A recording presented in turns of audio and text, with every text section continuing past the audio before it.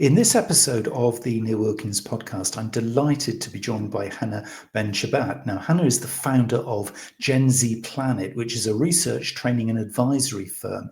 She helps business leaders to prepare for the next generation of culture creators, employees, and obviously customers too.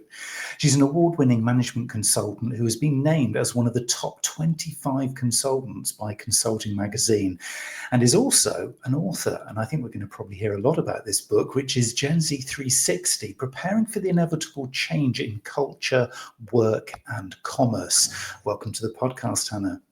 Thank you very much, Neil. Thank you for having me. Now, if people aren't taking Gen Z seriously right now, they are missing a huge opportunity, aren't they? What was it that kind of inspired you to do so much work with this emerging, I guess, demographic, this emerging opportunity right across the world? I guess it started when I worked as a consultant, and I started my consulting career in 1998, and then came 2000, and millennials started to show up. And I saw how much my clients struggle to that generational shift. They just could not figure out who the millennials were and what they were about. And as a result of that, there was a lot of trial and error and a lot of missed opportunities. And it happened across the board, actually. So I saw companies that struggled to hire millennials, integrate them into the workforce, get them to succeed within their environment.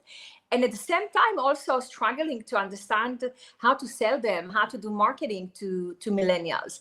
And it took literally years for companies to really get a grasp of how to actually do that.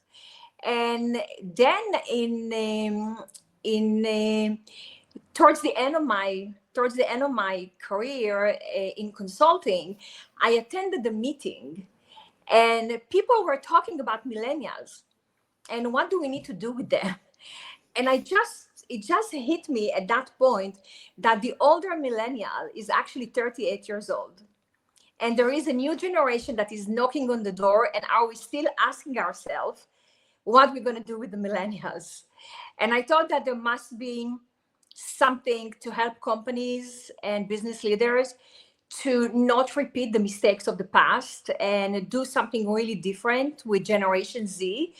And unfortunately, I think we don't really learn from history, and it somehow tends to repeat itself.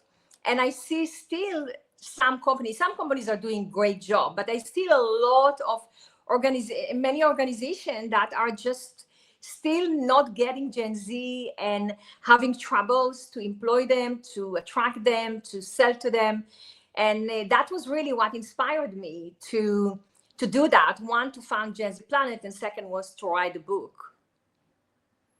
It's so interesting, isn't it? Because it surely is just so obvious that if you missed it the first time with the millennials, then the Gen Z opportunity here is they start to become more influential. They start to, well, in a business professional sense, they start to even themselves own budgets, start to make those more strategic decisions. And of course, every month that goes by, more and more of them begin to do this that we didn't learn from the first time because millennials, I think some people still think millennials are the emerging generation, but they are now the business leaders. They're the ones who are actually, making those decisions and running organizations. They are your customer. Why do you think it is that we just haven't really done this properly, and how we haven't taken this so seriously? I think there are several reasons for that. And one is just people basically think that Gen Z are just millennials on steroids, or the baby boomers on repeat. So what companies or individuals within companies tend to do, they try to hang on to something they know. So they look at Gen Z and they find some patterns that remind them something they're familiar with, and they say, oh, they're just like those who came before them.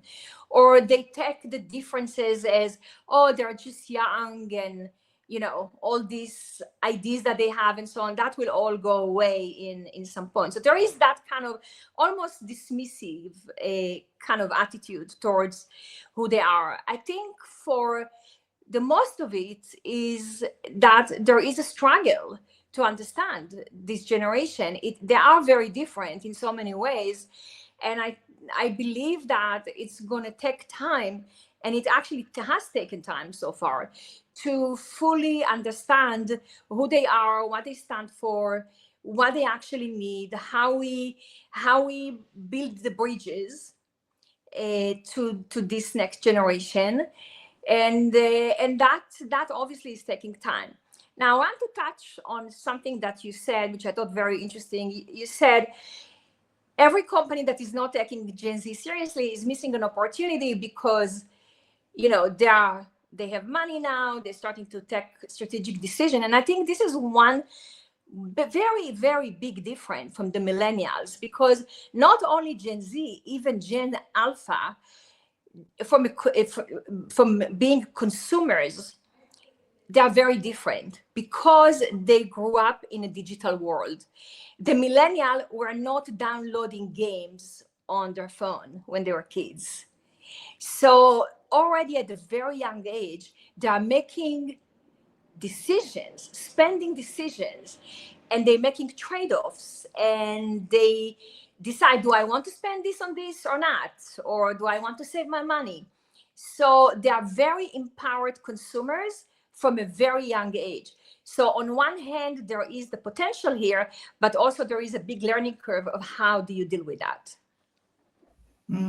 I want to come, obviously, as I would, onto the kind of the marketing side of things a little bit later, but just kind of beginning almost with them as an employee, because I know a lot of your work kind of focuses quite holistically on all the various touch points and influences that they have. I mean, in terms of their requirements as maybe a new hire, or maybe you're looking to do maybe some research or something, so really kind of getting to know Gen Z. I mean, is there a sort of a pattern? Is there almost like a checklist of things that you can kind of work through that kind of just brings you a little bit closer to them? Because it feels as though if you're millennial, or if you're like me, a lot older, you could be making some sweeping assumptions that it's all about digital. None of them want to come into the office. They all want to work remotely. They have a very different sort of view of kind of like peer groups and influencers and things like that. Am I making general assumptions here, or are there patterns that we can all kind of learn from an employment sort of perspective? Yes, and I believe that you are right to say that, because most people tend to make assumptions, and very sweeping assumptions, because it's much easier than to dig into the details and understand the nuance. And I think it's especially true when we talk about generations, because we always say, oh, Gen Z are like this and that, they are lazy, and millennials are entitled. And it's very easy to give those kind of labels. And we have to be very careful with that, because the devil is in the detail, like, in marketing and in every other aspect of life. So if I have to pick, let's say, the top 3 things that will be very important to a Gen Z employee, one is flexibility. And this doesn't mean Gen Z doesn't want to come to the office, not at all. In fact, as opposed to what everyone think, that they just want to do everything digitally on the phone, it's not true. This is a generation that was labeled as the lonely generation, with many issues around, isolation and loneliness that created by this digital reality that they grew up with. And they do crave human connection. Do they want to be in the office every day? No, but they want to have some flexibility. So more and more, I believe that what's going to work for them, and to be honest, for other generations, because everyone learned since 2020 that this could work. So I think the hybrid model is becoming a kind of the solution, if you like, to some of that. So that's one thing. The second thing is the regular feedback. And this is, again, when people I speak to that are at manager levels would say things like, oh, they are so insecure. They want to be independent, but then they want me to give them feedback every step of the way. And that's not right. And they can do anything alone.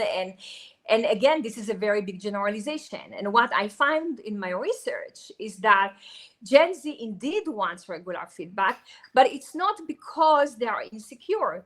It's because they are extremely ambitious and they want to exceed expectations. And they want their managers to tell them, you know, in a regular interval, how am I doing? What do I need to do to meet your expectation and exceed them?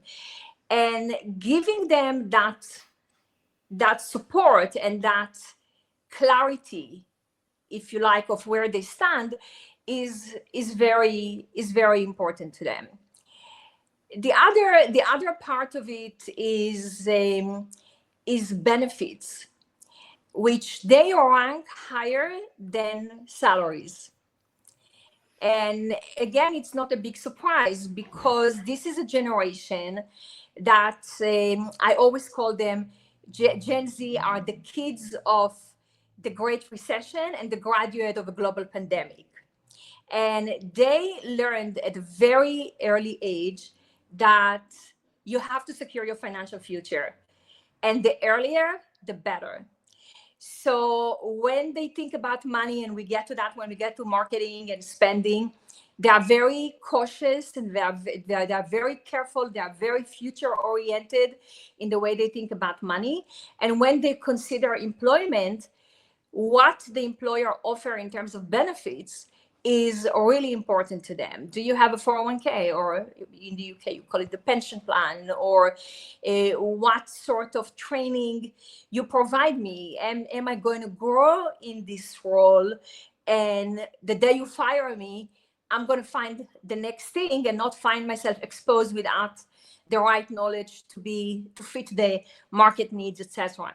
So they are very shrewd in the way they look at it. And I believe if you can offer these three things, you can definitely attract them. And if you have the right level of engagement with managers and with senior executives and the right level of mentoring feedback, you're going to be able to retain them. This is quite exciting because it feels that there's a word that kind of goes all the way through this, and I'd like to test this word out with you, Hana, and see whether you sort of think this is actually real. But what I'm kind of feeling is the word personalization comes in here. It feels like they're wanting something that's quite personalized in terms of both an experience, but as you say, with the feedback. And if they're ambitious, I guess their ambition might be different to their friends or their colleagues or their peers around them. They might have a very personalized view. And of course, with benefits comes that almost customization of how I'm then rewarded. So is personalization something really important? Because this would feel like existing managers or leaders need to really wake up to treating them individually. Yeah, and I believe that you are right saying that personalization is a very big thing, and with this generation, because they grow up personalizing everything. You know, they are, living in the digital world, especially now with AI, everything is personalized. So it's the personalization of Netflix, is the TikTok feed, it's the Amazon personalized recommendation. And whether we want it or not, we, and especially Gen Z, are programmed consciously or unconsciously to expect that everywhere we go. In our office, in our supermarket, in a clothing shop, on a website that we visit, because that's what we get through those big algorithms, and we get used to it, and we expect to find it everywhere we go in the physical world. So that's why, for example, retailers have a huge pressure to personalize in stores and on a website. And you're right to say it's also, you have to personalize the employee itinerary, if you like. I'm really curious. I can't wait any longer to go to this question, because I think this is really key in terms of what you've defined there, which is this big assumption that it's digital first, that it's almost that I've got my smartphone in my hand, that is my life, that's all that matters. I think anybody, millennial or older, will look at Gen Z and think, well, that's what I see. So surely everything in terms of maybe the way we communicate with them, maybe the way we market to them, is going to be smartphone first. Almost to the point where, you know, a desktop screen or a laptop screen is almost too big, and everything needs to be kind of micro-sized to be relevant to a Gen Z. Is that correct? Or again, is that a sweeping assumption that's wrong? It's correct. It's correct in the sense that I would say it's mobile phone first, but not only.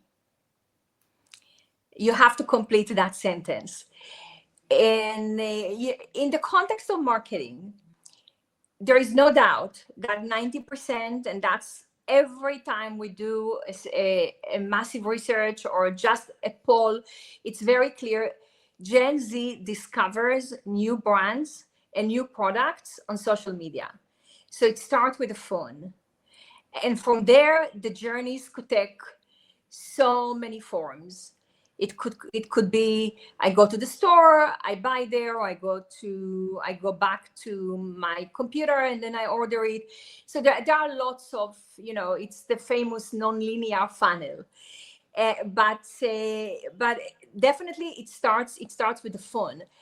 But you don't only communicate with them in the phone. They have great appreciation for human connection. Still, close to 60% of Gen Z prefer to go to stores than to shop online. So yes, they do drive a lot of traffic online. If you do a study and ask how often you buy something online, Gen Z probably will have the higher frequency. But it doesn't mean that they don't like to go to stores. And when you ask them what is the preferred model, they still prefer store over online, because of that human connection, because you don't go to the store alone, you go with your friends or with your family members, and there is a social aspect to it, there is a human side to it. You interact with a person in the store, you ask questions, you touch and feel. It's not only bits and bytes. It's interesting. Is it then that, again, just thinking from a marketing perspective and targeting, I guess the logical next step of that is that they're going to be buying for brand, they're going to be buying for value rather than on price? Is there a kind of a less of a need to be buying because I get the best price here? Or is it that, no, this is the right brand, this is going to make me look good in my peer group, this is something that gives me more value because I've got all of the evidence in literally in the palm of my hand on my phone, and so I can make decisions based on the most value to me? Or is there still a price thing going on? Because I guess older generations would say, well, no, price is really, really important. Do Gen Z see price as a key decision-making point? It is an important factor because first of all, they are very good in finding the best deal online. So they will rarely make a purchase before getting the best deal, before comparing prices. So it is something they will look into every time they make a purchase. And I remember that when I did the research to my book, I interviewed a young girl. She was maybe 8 or 10 or 9 years old at the time. And I asked her, and what happened if you have two products that are costing exactly the same? What would you do? Where will you buy it? She said, I will read the customer reviews. And we know that 60% will look at customer, will not buy anything without reading customer reviews. So that aspect is important in both evaluating price, but also evaluating quality. So they don't want just to throw their money on something just because it's super cheap. And there is also a huge variation in categories. You probably will see that price happening in around fashion, where people go and purchase super cheap things at Temu, and they just look for that best deal. But when it comes to other things, maybe more higher ticket value, they will consider quality as much as they consider price, and it's really the value for money that drives their decision. It's interesting that there feels like there's a real, almost a need, like you said earlier, about this kind of isolation that obviously a lot of them will have experienced in terms of coming through school, college, or that kind of stage of their life, that almost feels like there's a real need for human connection, be it through reviews, be it through peer groups, be it through the influencers. Obviously, influencer as a bigger word, within their lifestyle is absolutely, key, isn't it? I mean, we didn't have influencers really in the marketing mix until kind of Gen Z suddenly appeared as potential customers. So, clearly they've been a big driver for that. It wasn't really the millennials that created influencers. It was much more Gen Z. So is this kind of human thing really, really important to them? It feels that human connection feels like a theme through all of the things that you've said about your research. It is. They do crave connection. They do crave feedback at work. And I don't know if the influencer phenomena actually has to do much with that human connection, but having an audience is important. And maybe I'd like to take a step back here and talk about what makes Gen Z unique in terms of being consumers. And from everything we research, one defining attribute of this generation is that they don't only consume. They don't want to just buy things. They also create things. So they are user producers. They don't want just to say, oh, I love Nike, but they want to be able to develop their own opinion about Nike and put it out there to the world. And they want to show their shopping hauls on TikTok. And so that's a very different engagement model for brands that we never had before. It was always one street. I produce and you buy. And now Gen Z is basically saying no to that. You produce and I produce and we exchange. And that's a fundamental shift in the world of branding, consuming, consumers, and marketing to consumers.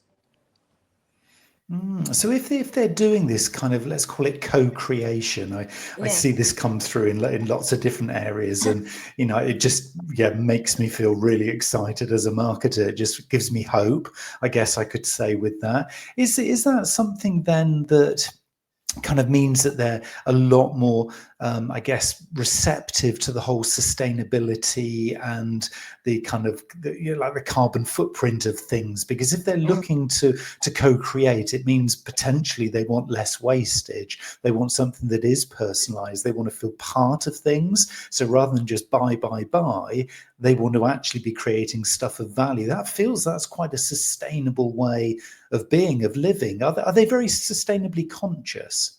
So they are, but I would not link that sustainability necessarily to the co-creation.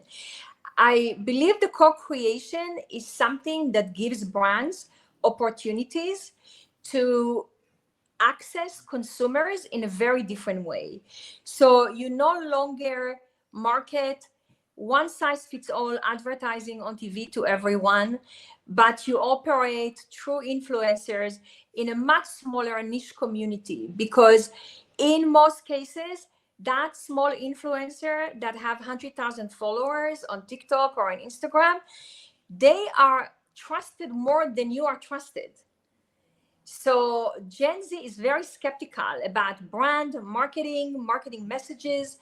And on the other hand, they see influencer as more authentic, there are people like me. They look at an influencer and say, oh, this person is like me.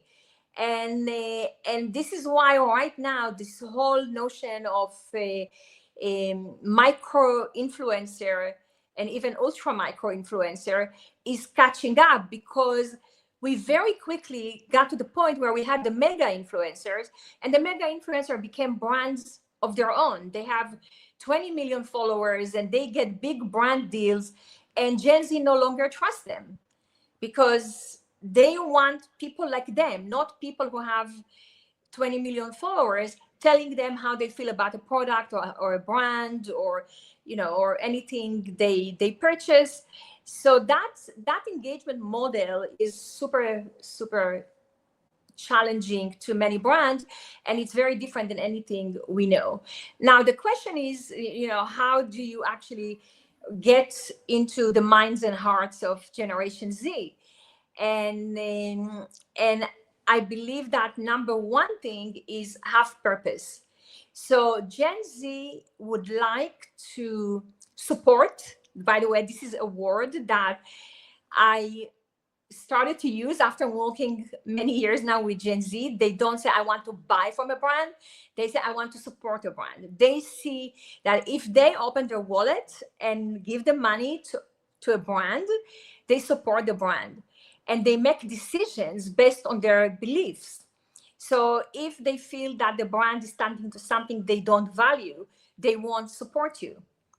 And we've seen that a lot during the pandemic, when Gen Z became very vocal about supporting local communities and local businesses, small restaurants. Don't go to chains. Support the guy around the corner who are really struggling to make it through this pandemic. So they have certain things that they value, and it's not like, I don't ever see someone who said, oh, if a brand is not sustainable, I'm not going to buy from them. But it's more, I'm coming across the values more as a set of guiding principles that they have. They want a brand to have some purpose, and they don't find it sufficient for a brand to just say, we care about sustainability, or we care about social justice, or we care about the world.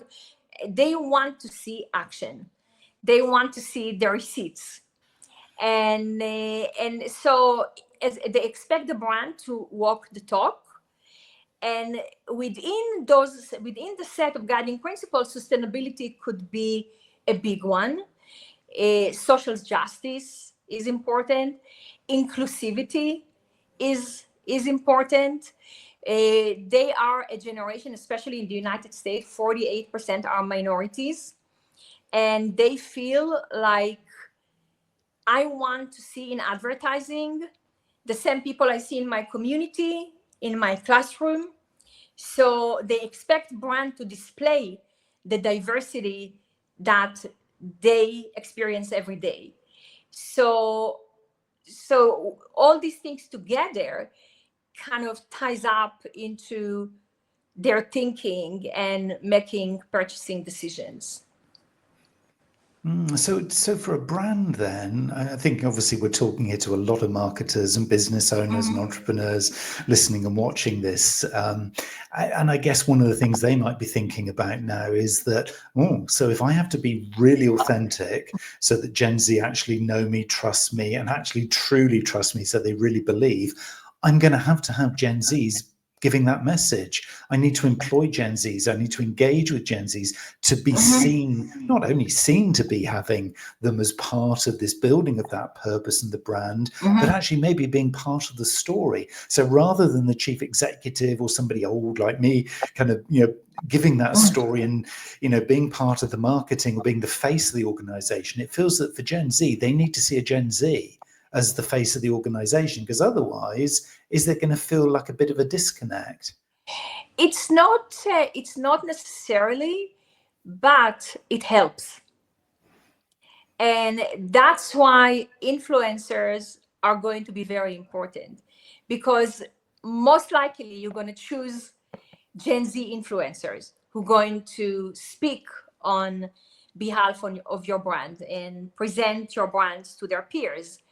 And we are getting to a point that on social media today, there are so many communities and sub-community. Everything gets very niche, and you have to reach to those niches.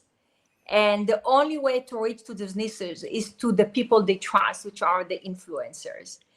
And I believe that that's what's important. Does it mean that the brand cannot have a celebrity advertising on TV? Of course they can. But more and more, the access is not through TV. The access is through those intermediaries of Instagram and TikTok and YouTube. That's where Gen Z are, and you got to meet the customer where they are. Yeah, absolutely. That's a really interesting take. And I think it's just these little details. I said we were going to do a deep dive to everybody. And, I think it's these little details that are so important to kind of almost take away some of these assumptions that inevitably we all make judgments, let's be honest. Sure. But I think to be research based is really, kind of really important here. Hana, what's their view of AI? Because for a lot of us, it's so exciting. There are so many things with automation and efficiency savings and obviously content creation, everything that a lot of us are doing now. What does Gen Z think of AI more generally, more broadly? To be perfectly honest about it, we have not yet studied anything about Gen Z and attitudes to AI in any way that I could say, here are the facts and figures behind it. But just from conversations, because we do a lot of conversations and focus groups and talk to people, I believe they are as excited. I believe they are as excited. If I have to compare and contrast to things I'm hearing from, I would say, previous generations, there is always a big sense of fear. There was a very interesting article in the New York Times last weekend about how Gen Xers who worked in media and newspaper, magazines, television productions, how they feel really bad about the AI revolution because their jobs are taken away and becoming relevant. On the other hand, Gen Zs are very excited. They are a generation that grew up with the digital tools, and this is another tool in the toolbox, and they are excited about it. It's very easy for them to adapt to it. But for them, I believe there are also major life implications because they have to make decisions as to what does it mean to my professional life? What college do I choose to go? Until 2 years ago, I thought that programming is going to be the thing I want to do. And now programming can be done by ChatGPT. So is that still the right way to go? What are the skills that are required? It's opening a lot of questions around that career, workspace, education space, what universities need to do to prepare young people to this new world. And so it has a lot of implications, but I think in terms of feeling about it, I see more excitement than concerns. I'm so glad you mentioned that, because that was going to be my next question. Actually, was based on coding, because a couple of years ago, and it probably is only a couple of years ago, it was the big piece of advice, wasn't it? So many big successful people or commentators or thought leaders were saying you have to, doesn't matter what industry you're in, you have to know a bit of coding because that's going to be the future. And now the evidence is no, you need to be able to do prompt engineering to tell the AI how to do the coding. And if you can speak very clearly to your AI, it'll do it for you. So we've seen that fundamental shift, haven't we? And I think if you're the kind of person who welcomes change, irrespective of whether you're Gen Z or older, it's so exciting because you you think, well, now anything is possible? I've now got the tools, and as long as I stay positive and maybe not too fear-based, just aware but not too fear-based, I can create anything. So that side hustle or that little micro business I was thinking of creating, well, now with some AI help, I can actually build it. So do you think we're going to see a lot more entrepreneurial spirit coming through from Gen Z, because It's actually this perfect storm, really? It is, and I think it's actually quite already happening. For people who are listening and interested to read a little bit more about Gen Z and money and how they think about money, there is a very interesting study that just came out 2 weeks ago on our website. And it's about the fact that Generation Z in the US today have $950 billion in disposable income. And that's coming from the fact that we have 27 million Gen Z already working part-time or full-time. So that's a big part of the Gen Z population in the US. And so they're making money. And work is not the only source of income. So many of them are still supported by parents, as we can imagine. Some of them are very young, if you go 16 and below and until you graduate from college.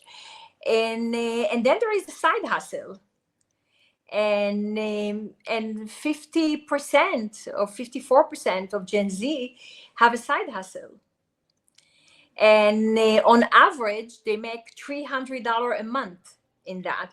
So there is a significant amount of available kind of spending power that comes just from doing side hustles. And we were very curious to know, okay, so what is that side hustle? What do you do? And some of it is really, benefiting from what we call the gig economy. Many of them, on top of doing full-time job. And by the way, the definition that we had for side hustle is something that you do in addition to being a student full-time or in addition to being in a full-time job. So it's not just something that you do like as a part-time job and you count it as a side hustle. That's not a side hustle. Side has to be on the side by our definition. So it was very interesting. Some of them doing things like, Uber, they drive Uber, they do Uber Eats, they do Instacart. So all those jobs that pretty much were enabled by the fact that people around the world are walking around with their life on their phones and can do everything through the phone. So that was one thing. But then there were content creators, people who do services like photographers, and they do kids photography. They do they create things that they sell. So like the whole e-commerce thing, people making nice thing that they sell on Etsy or they sell on eBay or on Amazon. So this whole notion of reselling. So you're not, if you have things that you don't use, you don't throw them. That's a sustainability thing. I'm going to make money from the things that are sitting in my closet for several years that I didn't wear and they are in a good shape, and I'm going to sell them on Depop or on other reselling platform. So they find opportunities to make money, and we see that entrepreneurial spirit coming through. And I believe that some of it is because of a need. They are not yet earning enough money, so it's a nice way to complement whatever they earn or whatever they receive from parents and feeling independence, etc. But part of it is because it's possible. It's possible. It was not possible to our generation to do these things because of the tools that they have in their hands. And I believe that one thing that's going to come out right now that's going to be like a big thing in the world of side hustles is people creating amazing visuals with AI, marking it as an AI creation, but offering it for sale as digital arts. And that's something that somebody actually asked me yesterday, how do you feel about this? Like people are creating this thing, but they're not. And I said, I think this is wonderful. I have a lot of great ideas in my head that I could never turn into an image because I don't have artistic skills. But now with ChatGPT or any other platform, I can do that. I think it's phenomenal. And I believe that this generation is seeing this as a huge opportunity. And it's definitely going to be simply a way of life for the alpha generation. Alpha generation is going to be the AI generation, because by the time they get to the point that they are going to high school and they are going to the workplace, they will not know a world that did not have AI. It's such an interesting perspective, isn't it? I think hopefully this is getting a lot of people to wake up and think, hold on a minute. So these people, they're not like me. They're different. Yes, they're so different, and you need to learn about them. Hana, I want to put people in touch with you, because I know obviously you have your book, you have a website with a lot of resources and useful information on it. And if somebody wants to kind of reach out to you and find out more and kind of learn from the work that you've done, where should they go? How can they contact you? So the best way to contact me, and we do a couple of things at the GenZ Planet. We do research, so we help companies to actually do the research and ask the right questions, because that's one of the most important things with Gen Z is you have to ask the right question to get the right insight and get to the right conclusions and action as a result. We do speaking engagements and executive workshops. So I go to companies, I spend a day with a team, with a marketing team or HR team, and we go through whatever we need to go through in the context of that given organization on Generation Z, and how to better engage and better know them and attract them and retain them as either as employees or consumers. And we do some advisory. So these are the three services, and the best way to learn about our services and to contact me is through my website, genzplanet.com, and my email there is hello@genzplanet.com.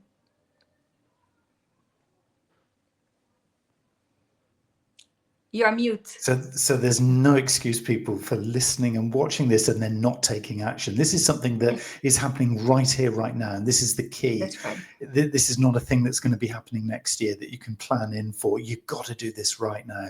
Hana, this has been such a great conversation, and you've got me really thinking about some of the stuff that I'm doing that maybe I need a new version of, and to kind of start to rethink some of the approaches that I'm taking, accessing my information and the kind of services that I offer.